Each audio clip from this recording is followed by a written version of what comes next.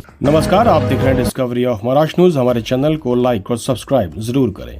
महाराष्ट्र में बीएमसी चुनाव अब ज्यादा दूर नहीं है और इसे लेकर सभी राजनीतिक दलों ने कमर कस ली है। चुनावी सरगर्मियां तेज हो चुकी हैं और प्रत्याशियों की घोषणा का दौर भी शुरू हो गया है।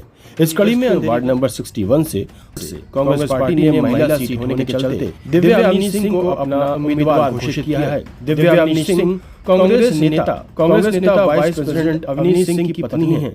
टिकट मिलने के बाद क्षेत्र में राजनीतिक हलचल और तेज हो गई है। दिव्या अवनी सिंह सिर्फ एक राजनीतिक चेहरा ही नहीं बल्कि सामाजिक कार्यों में भी उनकी सक्रिय भागीदारी रही है। वो लंबे समय से गरीबों और समाज के जरूरतमंद लोगों की मदद में बढ़ चढ़कर हिस्सा लेती रही है।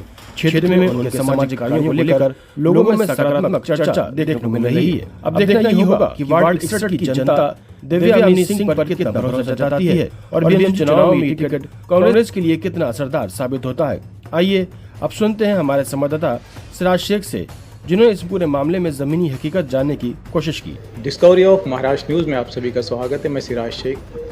हम इस वक्त जोगेश्वरी वेस्ट वार्ड 61 में मौजूद है। हमारे साथ है अवनी सिंह जी, जिन्होंने कांग्रेस पार्टी से इच्छुक उम्मीदवार का फॉर्म भरा है।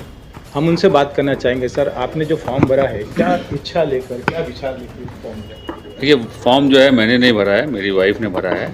ये लेडीज़ सीट है और मुंबई कांग्रेस का उपाध्यक्ष होने के नाते, उत्तर भारतीय प्रकोष्ठ का अध्यक्ष होने के नाते जो हमारे शीर्ष नेतृत्व है, बहुत सारी सीटों पे हमको जिम्मेदारी दिए हैं, जहाँ पे हमको अच्छे लोग को चुन के लाना है। और उसी प्रक्रिया में यहाँ पे 61 सीट जो है मेरी वाइफ ने अप्लाई किया है। पार्टी जो भी निर्णय लेगी, जिस तरीके से निर्णय लेगी, हम लोग मजबूती के साथ लड़ेंगे।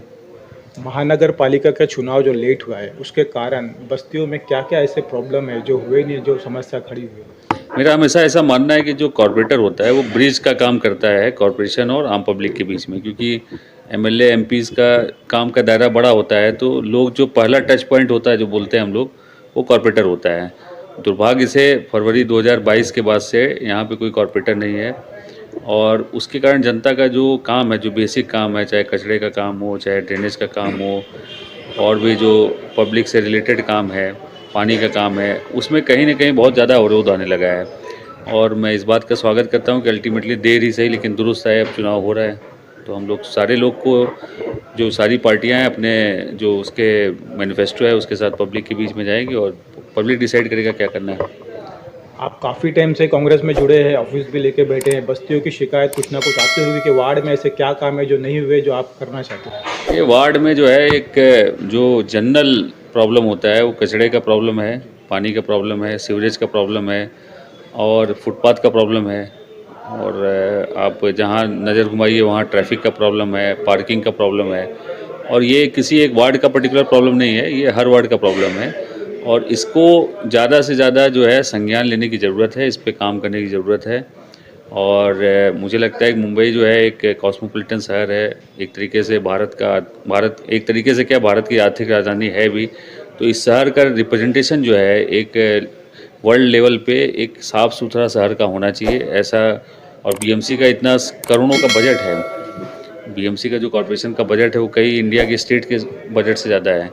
तो ये सब चीज़ों को ध्यान में रखते हुए एक साफ़ सुथरा शहर होना चाहिए, जहाँ पे बेसिक जो पब्लिक की ज़रूरतें हैं वो पूरी होनी चाहिए, ऐसा मेरा मानना है।